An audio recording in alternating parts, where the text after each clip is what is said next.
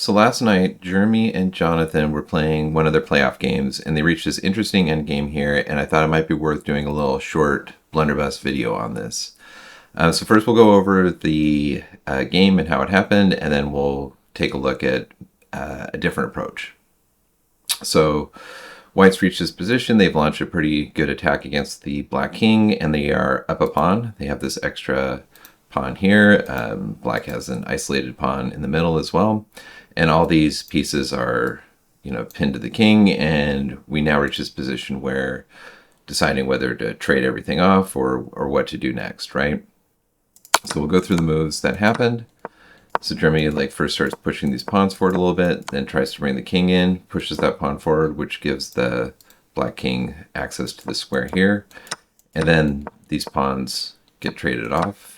You can see now the evaluation has dropped from White winning to a drawn position, and Black's king infiltrates, and now White's gone from being up a pawn to having a king pinned to their back rank, and we reach this position where both kings now just need to shuffle back and forth, and the game ended with threefold repetition and a draw.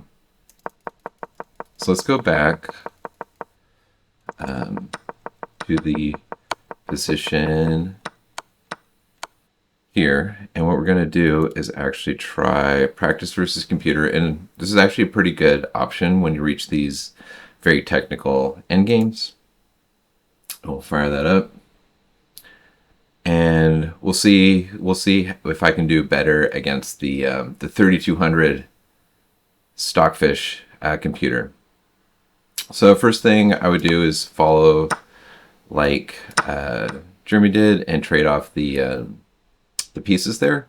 So now we're into a king and pawn endgame here, and obviously this pawn is our main advantage in the position, but we can't push it straight ahead. This Black King is in too good of a position. So what we need to do is find a way to activate our king better. So you have two options. You can either try to run it, or even more simple is to just push this pawn to f3, which now we have a path forward, and we also freeze this pawn in the center here. Now I'm going to activate my king and bring it forward. So Black's now tried to bring their king as actively as they can, but notice in this position I'm covering the f4 square. So I'm going to kick the Black King back and then step forward. So now we've reached this point where our kings are opposed to each other, and so it's now kind of come down to a waiting game a little bit. But now I'm going to move my pawn forward, which covers the square, so Black doesn't have any access to move this direction. And then I'm going to continue going forward, and now Black has to make a decision, and they have to go stop that pawn. And now I've eaten this pawn, but now I have a single pass pawn, so they no longer have their pawn in the center here. But now I have gotten my pawn up to the center here. So I'm going to move pawn forward. I will take the opposition, go forward some more, and pawn can run home.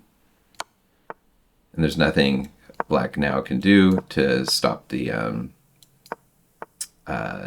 impending infiltration. They're trying their best to set up stalemate traps inside here. But there's one thing to notice is that they always have this pawn move, so they won't be able to hold on to that forever. And in fact, I can just go this way and just eat these pawns. Wait, okay. We can take all the pawns. And this might not be the most efficient, but it will get the job done.